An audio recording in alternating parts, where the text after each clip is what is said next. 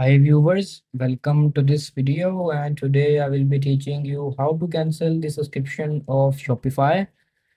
So just let's start. So first of all, open up your Google browser and log in here with your Shopify account.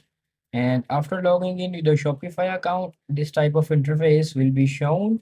So you guys have to look up at the left side, there is written setting. Just click on setting option, and after clicking on setting, there will be this type of interface. You guys have to search up for plan.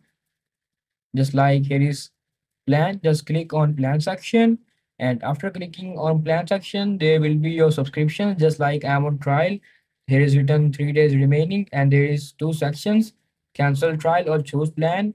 And here will be your plan details. You guys just have to click on cancel subscription, and after clicking up on cancel subscription, your subscription will be cancelled. It's easy, and that's how you guys can easily cancel the subscription of Shopify.